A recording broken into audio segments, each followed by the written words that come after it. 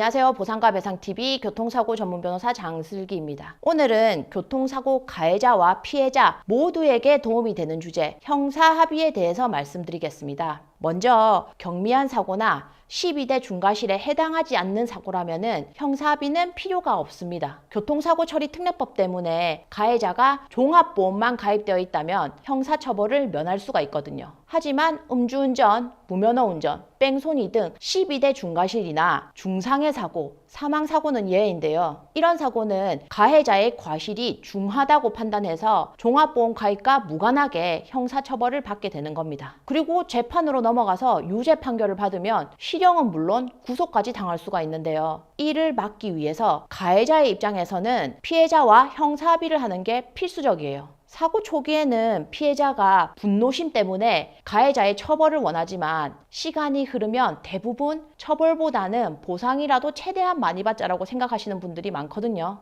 이때 중요한 건 바로 가해자의 운전자 보험 가입 여부인데요. 사실 예전엔 보상과 배상에서 가해자 사건은 잘 다루지 않았습니다. 그런데 최근 교통사고에 대해 경험이 많이 없는 변호사들이 가해자를 대리하면서 피해자와 가해자 모두에게 피해가 가는 사례를 너무 많이 봤어요. 요즘 운전자 보험은 형사합의금 지원이 최대 2억, 변호사 선임비 5천만 원, 벌금 2천만 원까지도 보상이 되거든요. 이런 고액의 운전자 보험이 있는데도 의학적 지식 부족으로 초진 진단만 보고 합의를 하다 보니까 피해자가 2억 합의금을 받을 수 있는 사건이 8천만 원의 합의가 되기도 하고, 그렇다 보니까 합의 자체를 하지 못해서 구속되는 가해자도 있었습니다. 결국 피해자나 가해자 모두에게 다 피해가 가는 상황인 거죠. 사실 가해자의 입장에서도 어차피 보험에서 나갈 합의금 피해자한테 많이 드리고 처벌 불원서라도 한 장 받아놓는 게 판결에 훨씬 유리하잖아요. 그래서 저희는 처음에는 피해자분들이 형사합의금을 적게 받는 게 안타까운데 그냥 지켜만 보다가 지난해부터 이제 가해자 사건도 적극적으로 수임하고 있는데요. 다른 형사 전문 변호사와의 차이점은 피해자 설득을 직접 나서서 한다는 겁니다. 수천 건의 교통사고 처리 경험으로 다져진 노하우가 있으니 피해자의 피해 정도를 정확하게 판단해서 형사합의 보상금을 최대치로 이끌어내는 건 당연하고요. 그 피해자와 인간적인 공감대를 형성해서 원만한 합의를 성사시킵니다. 그래서 가해자 변호사인데도 불구하고 저희를 신뢰하고 기꺼이 협조해 주시는 피해자분들도 많이 생겼어요. 결국 이런 사건의 경우